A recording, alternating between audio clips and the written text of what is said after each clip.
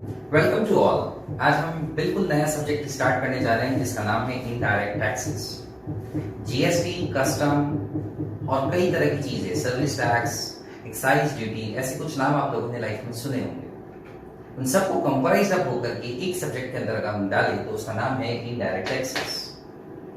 Indirect taxes, सबसे पहले इस वर्ड का मीनिंग हम लोग समझते हैं तो दिमाग में ऐसा ख्याल आता है कि इनडायरेक्ट, जो डायरेक्ट नहीं ऐसा tax, that is indirect tax.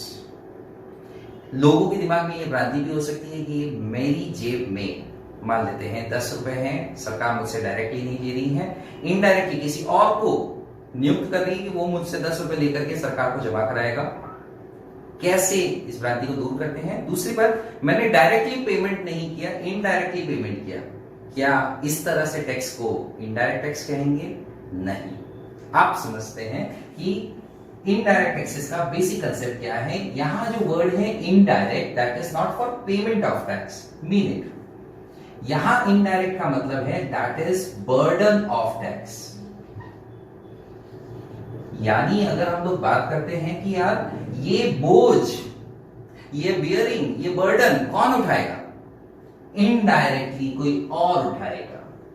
Indirectly suppose आपको उठानी पड़े। कैसे? एक जनरल बात करते हैं। मान लेते हैं 10 रुपीज का मैंने कोई आइटम खरीदा जिसके ऊपर जीएसटी उन्होंने लगा के दिया, लेट्स से 10% जीएसटी लगा, that is 1 rupee, that is जो कॉस्टिंग मेरे बैठी 11 रुपए की, मैंने कोई माल खरीदा। 10 रुपए अगर मैं बात करता हूं तो 10 रुपए का मैंने कोई भी आइटम खरीदा, उस पे 10% जीएसटी देना पड़ा मुझे। अल्टीमेटली मेरी जेब से कितने गए?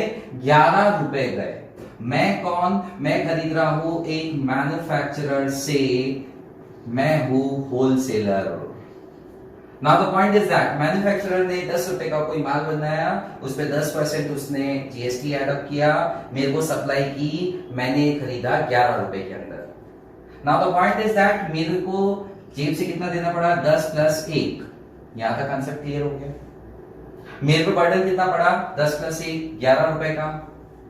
मेरे को डायरेक्टली सरकार को 1 रुपया नहीं देना, मेरे को डायरेक्टली सरकार को 1 रुपया नहीं देना, मेरे को मैन्युफैक्चरर को 1 रुपया + 10 रुपए देने हैं, जिसमें से 1 रुपया वो सरकार को जमा कराएगा। ठीक है?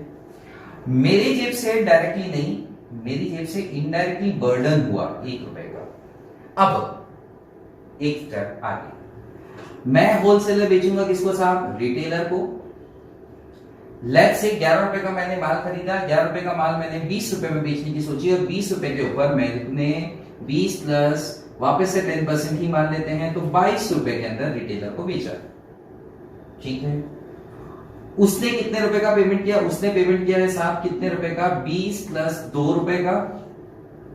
2 रुपए क्या है साहब? टैक्स है। क्या वो डायरेक्टली गवर्नमेंट को पे करेगा? नहीं। अल्टीमेटली उसको बियर करना पड़ रहा है 2 रुपया, ऐसी ही बात। और वो 2 रुपए का पेमेंट किसको करेगा? वो होलसेलर को करेगा, प्लस 20 रुपए का तो करेगा ही करेगा। और होलसेलर वो 2 रुपया किसको जमा कराना चाहिए? सरकार। मतलब पहली बात तो ये कि रिटेलर या होलसेलर डायरेक्टली गवर्नमेंट को पे नहीं कर रहा है, वो जिससे परचेज कर रहा है, जिससे सप्लाई हो रही है, उस सप्लायर को दे रहा है, वो सप्लायर गवर्नमेंट को जमा करा रहा है, डायरेक्टली आप नहीं जमा करा रहे हैं। और आप देखिए कि ये जो बर्डन है वो आगे से आगे शिफ्ट होता जा रहा है। मतलब ये 1 रुपया जो पे किया होलसेलर ने, उसका बर्डन भी किसके सर पे आ गया? रिटेलर भाई साहब के। वो कैसे आ गया? क्योंकि ये 20 रुपए की कॉस्टिंग के अंदर उसने वो 1 रुपये पे छोड़ दिया। यहां पे एक और चीज दिमाग में आ सकती है कि साहब कास्केडिंग इफेक्ट क्रिएट हो रहा है। यहां पे कास्केडिंग इफेक्ट, ये भी एक टर्म है जो इनडायरेक्ट टैक्सेस के अंदर समझनी है। थोड़ा सा होल्ड करते हैं, लेकिन एक चीज क्लियर हो गई कि साहब इनडायरेक्ट टैक्सेस, इनडायरेक्ट आप डायरेक्ट गवर्नमेंट को पे नहीं कर रहे हैं, साथ के साथ बर्डन ऑफ टैक्स आपके ऊपर डायरेक्टली नहीं पड़ रहा है। इसको दूसरे वे में समझते हैं। वो कैसे? मान लेते हैं कि स्कूल की फीस का पेमेंट आया, कॉलेज की फीस का पेमेंट आया, कोर्स जो आप कर रहे हो उसकी फीस का पेमेंट आया। आप पे तो आप कर रहे हैं, लेकिन उसका बर्डन कौन बियर कर रहा है? पेरेंट्स कर रहे हैं। ना इन दिस पर्टिकुलर केस क्या हुआ? आपने डायरेक्टली पे किया, ये बात तो सही है, लेकिन इनडायरेक्टली बियर किसने किया? पेरेंट्स ने। एक इनडायरेक्ट टैक्स का एग्जांपल समझ सकते हैं। दूसरा, इनडायरेक्ट टैक्सेस, टैक्सेस की एक कहानी हम लोगों को सबसे पहले समझनी कि टैक्सेस है क्या। गवर्नमेंट ने इंपोज किया, गवर्नमेंट ने कह दिया कि यार ये particular tax article 265 of constitution के अकॉर्डिंग हम लगा सकते हैं, हमारे पास एम्पावरमेंट है और उसके अकॉर्डिंग हम आप पे टैक्स इंपोज करते हैं। टैक्स इंपोज करने के लिए उसको देखना पड़ेगा आर्टिकल 246 जो कहता है शेड्यूल नंबर 7 में जाओ, 3 लिस्ट देखो, 3 लिस्ट में जो आर्टिकल आ रहा है उस आर्टिकल की एंट्री के हिसाब से आप टैक्स लगाएंगे। तो इनडायरेक्ट टैक्सेस बिल्कुल जैसे डायरेक्ट टैक्सेस गवर्न होते हैं उसी तरह से इनडायरेक्ट टैक्सेस कॉन्स्टिट्यूशन के शेड्यूल नंबर 7 के अंदर जो एंट्रीज है उसके अकॉर्डिंग चलते हैं। ठीक बात है ना। इनडायरेक्ट टैक्सेस के अंदर मीनिंग हम लोगों को क्लियर हुआ, मीनिंग के साथ साथ हम लोगों को उसका कॉन्स्टिट्यूशनल इफेक्ट भी क्लियर हो गया। यार कॉन्स्टिट्यूशन ने कहा इसी वजह से, कॉन्स्टिट्यूशन ने कहा इसी वजह से टैक्स लगा ना। अब इसके बाद एक और चीज हम लोगों को समझनी है कि क्या ये डायरेक्ट टैक्स से डिफरेंट है। Yes of course it is totally different from direct tax. Why so? एक तो ये आपको जिसने पे किया वो बियर नहीं कर रहा है, जिसने पे किया वो बियर नहीं कर रहा है, वो अपना बर्डन शिफ्ट कर देता है। जबकि डायरेक्ट टैक्स में ऐसा नहीं है, जिसने इनकम टैक्स का पेमेंट किया वो ही बर्डन को बियर करेगा, वो अपना बर्डन किसी भी तरह से शिफ्ट नहीं कर सकता। ठीक बात है। Indirect taxes it is totally different from direct tax. दूसरी बात, डायरेक्ट टैक्स के लिए we are having central board of direct taxes, लेकिन इनडायरेक्ट टैक्सेस की बात करते हैं तो previously we are having CBEC, central board of excise and customs. जब से जीएसटी आया 2017 से बोर्ड का नाम भी चेंज हो गया और वो बोर्ड का नाम हो गया central board of indirect taxes and customs या सीबीआईसी इन शॉर्ट। ठीक है। तो central board of indirect taxes and customs is governing indirect taxes. Those who are paying indirect taxes will not bear it. The burden will get shifted to the ultimate consumer. Another thing one should get clear, indirect taxes किसी position को hold करने पे नहीं लगता है। indirect taxes भी यहाँ कोई एक्टिविटी परफॉर्म करने पे लगता है। सेल हो गया, परचेज हो गया, इंपोर्ट हो गया, एक्सपोर्ट हो गया, उसके ऊपर इनडायरेक्ट टैक्सेस लगता है। अब हम समझते हैं examples of indirect taxes. Most common examples are GST and customs. Detail में समझना है दोनों टैक्सेस को। जीएसटी की अगर हम लोग बात करते हैं, goods and services tax, cell purchase, और पेक्युलरली अगर हम बात करें सप्लाई, सप्लाई किसकी साहब? गुड्स की या सर्विसेज की। अगर गुड्स और सर्विसेज की सप्लाई टेक प्लेस होती है तो क्या लगेगा? जीएसटी लगेगा। ठीक बात है। और इंपोर्ट एक्सपोर्ट की बात करते, कस्टम ड्यूटी की हम लोग बात कर रहे हैं, तो हम लोगों को क्लियर होना चाहिए कि कस्टम ड्यूटी कब लगेगा? जब इंपोर्ट या एक्सपोर्ट का किस्सा आएगा। इंपोर्ट और एक्सपोर्ट का किसका मतलब ये क्या होगा कि ये टेरिटोरियल लैंड ऑफ इंडिया से बियॉन्ड जा रहा है गुड्स या आ रहा है गुड्स, वहां पे कंसेप्ट आएगा कस्टम ड्यूटी का। पुराना कंसेप्ट एक्साइज, पुराना कंसेप्ट इसलिए कहूंगा क्योंकि मेजॉरिटी क्या है, अबव 95% 97% गुड्स सभी कवर्ड अब जीएसटी के द्वारा हो रहे हैं। केवल और केवल 5 तरह के गुड्स अभी भी एक्साइज ड्यूटी की कैटेगरी में काम करते हैं। डिटेल में हम समझेंगे। तो एक्साइज ड्यूटी का कंसेप्ट क्या हुआ साहब? एक्साइज ड्यूटी सिंपल सी बात, आपने प्रोडक्शन मैन्युफैक्चरिंग किया, प्रोसेसिंग किया, जिससे कोई आर्टिकल चेंज हो गया। लेट्स से मैं एग्जांपल लेता हूं पेट्रोलियम क्रूड।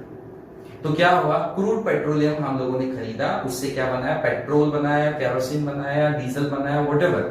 तो वो क्रूड पेट्रोलियम के ऊपर जब हम निकाल रहे हैं, जब उसका एक्सट्रैक्शन कर रहे हैं, जब हम हाई स्पीड डीजल निकाल रहे हैं, तो क्या लगेगा? Excise duty. ठीक बात है। एंड पहले के टाइम पे हुआ करता था सर्विस टैक्स, वो तो अब जीएसटी में टोटली मर्ज हो चुका है। ठीक है। तो जीएसटी का कंसेप्ट, कस्टम ड्यूटी का कंसेप्ट, एक्साइज ड्यूटी का कंसेप्ट, ये सारे कंसेप्ट कवर किए जाएंगे इनडायरेक्ट टैक्सेस में। ठीक बात है। एक और बात, डायरेक्ट टैक्सेस में हमने समझा था कि डायरेक्ट टैक्सेस किसके द्वारा वसूले जाते हैं? सेंट्रल गवर्नमेंट के द्वारा। क्या इनडायरेक्ट टैक्सेस में भी ये कहना सही है? नहीं। इनडायरेक्ट टैक्सेस के अंदर मैं एक्साइज ड्यूटी और कस्टम ड्यूटी की बात करूं तो excise duty on liquor, alcohol, उससे रिलेटेड आज भी स्टेट के पास राइट है, क्योंकि स्टेट लिस्ट का matter. Excise duty on those 5 products जिसकी हम लोग बात कर रहे थे, हाई स्पीड डीजल की, वो सब चीज एक्साइज ड्यूटी सेंट्रल गवर्नमेंट के द्वारा वसूली जाएगी। कस्टम ड्यूटी की बात करें, यहां पे वापस सेंट्रल गवर्नमेंट का कंसेप्ट आ जाएगा, कस्टम ड्यूटी सेंट्रल गवर्नमेंट वसूलेगी। एंड जीएसटी, बहुत डिटेल में समझना है इस कंसेप्ट को। अगर गुड्स एंड सर्विसेज टैक्स की हम लोग बात करते हैं तो यहां पे वापस से बाइफर्केशन है। GST is still one nation one tax but divided into 3 categories, that is central GST, state GST, and yes of course integrated GST. Central GST naturally इसको सेंट्रल गवर्नमेंट वसूलेगी, स्टेट जीएसटी इसको state government वसूलेगी, IGST central government वसूलेगी लेकिन उसको वो देगी किसको? स्टेट गवर्नमेंट्स को। कैसे और क्या, ये तो आगे वाले चैप्टर्स में समझेंगे, लेकिन आज हमें क्लियर हो गया इनडायरेक्ट टैक्सेस, जहां burden of tax will get shifted and constitutional effect उसका भी वैसा ही है जैसा कि किसी और डायरेक्ट टैक्स का था। डिफरेंट है ये डायरेक्ट टैक्सेस से, टोटली डिफरेंट है डायरेक्ट टैक्सेस से। एग्जांपल्स वो भी हम लोगों को क्लियर हो गए। एक लास्ट चीज जरूर आज के लिए समझते हैं, दैट इज क्या यहाँ पे भी प्रीवियस ईयर असेसमेंट ईयर का कंसेप्ट है? बिल्कुल नहीं। यहाँ पे क्या होता है, जिस साल में हम सेल परचेज का ट्रांजैक्शन कर रहे हैं, इंपोर्ट एक्सपोर्ट का ट्रांजैक्शन कर रहे हैं, प्रोडक्शन का ट्रांजैक्शन कर रहे हैं, और अकॉर्डिंगली उसी साल उसी वक्त पे ही टैक्स लग जाता है। We will not wait for the next year to get assessed. We will get assessed in the year itself, the financial year itself.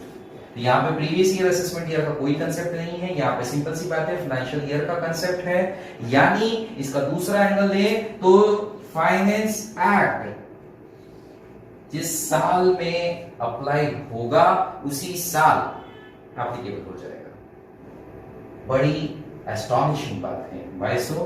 क्योंकि finance act 2020 will be applicable on financial year 2021 which is going right now. हाथों हाथ financial act 2020 में बना और financial year 2020-21 में apply हो गया। यानी ये आज की तारीख में जो भी इनडायरेक्ट टैक्सेस चल रहे हैं इस मोमेंट तक भी, वो सब कुछ किससे गवर्न हो रहे हैं? इस फाइनेंशियल ईयर होने के कारण फाइनेंस एक्ट 2020 के अकॉर्डिंग प्रैक्टिकल गवर्न हो रहे हैं। अब अगर आपने डायरेक्ट टैक्सेस को देखा होगा तो डायरेक्ट टैक्सेस के अंदर असेसमेंट ईयर 2021 चल रहा है, और डायरेक्ट टैक्सेस में असेसमेंट ईयर 2021 के लिए फाइनेंस एक्ट कौन सा एप्लीकेबल हो रहा है? फाइनेंस एक्ट 2019 एप्लीकेबल हो रहा है। हमारे पास में एक डिलेमा क्रिएट हो गया कि मेरे को डायरेक्ट टैक्सेस के लिए फाइनेंस एक्ट 2019 देखना है आज की तारीख में, और इनडायरेक्ट टैक्सेस की प्रैक्टिस के लिए मेरे को फाइनेंस एक्ट 2020 देखना है। Now for academic purpose, professional courses as well as अगर मैं बात करता हूँ यूनिवर्सिटी एग्जाम्स की, तो सरकार ने, एजुकेशन मिनिस्ट्री ने एक सहूलियत दे दी, हम लोगों को फैसिलिटी दे दी कि आप परेशान मत हो, आप फाइनेंस एक्ट 2019 को ही पढ़ो, चाहे वो इनडायरेक्ट टैक्सेस ही क्यों ना हो। But my dear friend, those who are in practice, they have to read, they have to study Finance Act 2020 for current year, for this financial year 2020-21 indirect tax practice. So that's all from my side. Thank you so much.